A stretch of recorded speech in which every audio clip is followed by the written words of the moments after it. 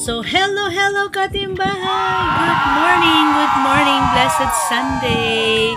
It's morning breakfast morning today. As I've said, today is Sunday. We are going to church later. So, for now, kain muna tayo ng ating almusal. And since wala yung ating father, so, tayo lang muna mag-breakfast. So, hi Bunso! Ayan. Kain na tayo Katimbahay! So, simple ulam lang po. At ito yung leftover.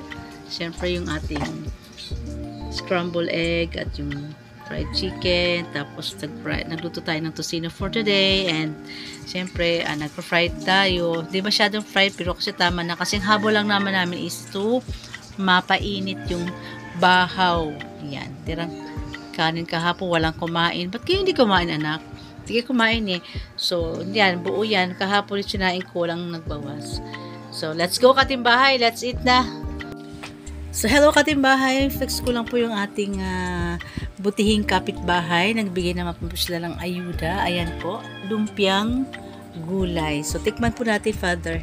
Go, Father. Tikman mo.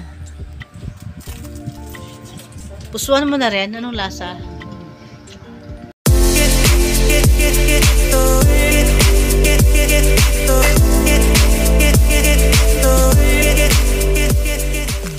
Delicious.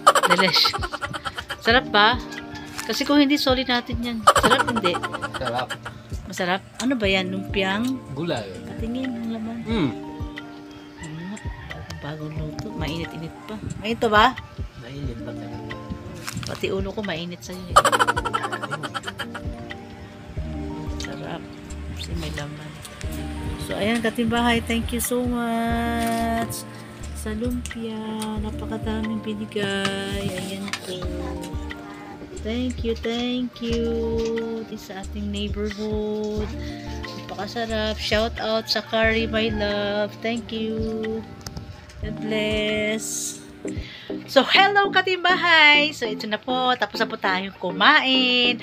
So, tayo naglabas ng mga aso. So, this time po, preparing na po kami and waiting for our sundo na papunta sa church. So, hi Rosandro! Hi Katimbahay Bunso! Hi! So, ayan po. At syempre yung ating ate. Saan si ate? Hanapin natin. So, hi ate! So, ayan siya Katimbahay ate. Kasama natin siya mag-church. Actually, off niya ngayon. So, ayan. At bago po, alis na kami. Bye-bye!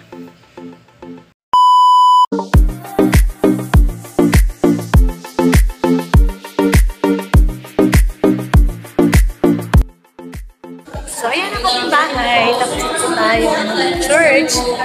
Ang service po ay tapos na. So, here pa rin kasi waiting for sun. Ayan po siya. Ano bang piko? Kasi meron silang cell group after ng service, after ng Sunday service. So, antayin po natin sila matapos para sabay-sabay na po kami lalabas. Lalabas kami mag-chow-chow. Although, meron namang dito eh. So, mga manggagawa kasi yan free food. Pero, pag may mga excess, ayun, makikikain na rin sila. Thank you, Lord. Perfect na naman and complete na naman yung aking week for this search tayo. Siyempre, yung lessons natin sa atin very applicable sa atin. So, kailangan makinig tayo ng mensahe. Once in a while. Thank you.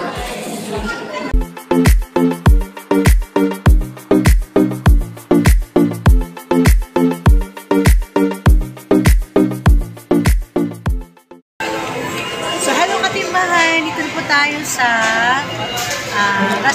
reception. After church po, syempre lunch na tayo kasama ng ating loved ones. Hi!